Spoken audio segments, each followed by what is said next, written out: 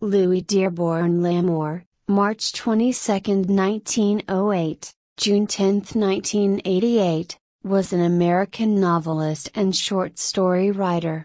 His books consisted primarily of Western novels, though he called his work frontier stories. However, he also wrote historical fiction, The Walking Drum, science fiction, The Haunted Mesa, non-fiction, frontier, as well as poetry and short story collections. Many of his stories were made into movies. Lamore's books remain popular and most have gone through multiple printings.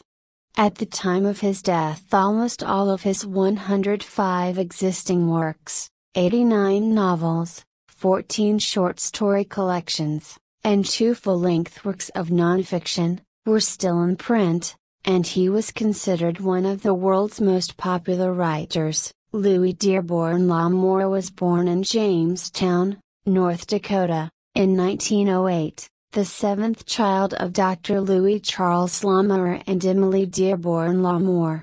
He was of French ancestry through his father and Irish through his mother.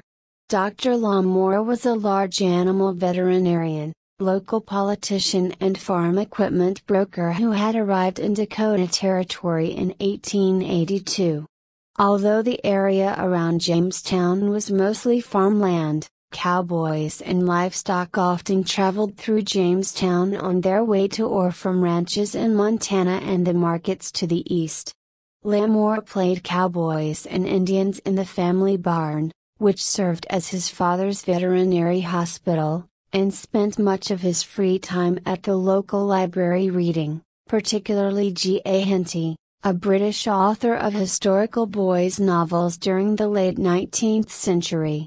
Lamore once said, "Henty's works enabled me to go into school with a great deal of knowledge that even my teachers didn't have about wars and politics." After a series of bank failures devastated the economy of the upper Midwest, Dr. Lamore and Emily took to the road.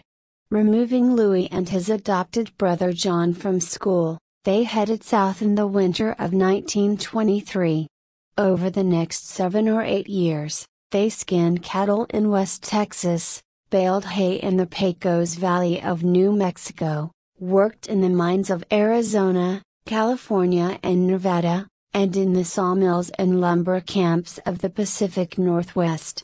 It was in colorful places like these that Louis met a wide variety of people, upon whom he later modeled the characters in his novels, many of them actual Old West personalities who had survived into the 1920s and 30s. Making his way as a mine assessment worker, professional boxer and merchant seaman, Louis traveled the country and the world, sometimes with his family, sometimes not. He visited all of the western states plus England, Japan, China, Borneo, the Dutch East Indies, Arabia, Egypt, and Panama, finally moving with his parents to Choctaw, Oklahoma in the early 1930s. There, he changed his name to Louis Lamore and settled down to try to make something of himself as a writer.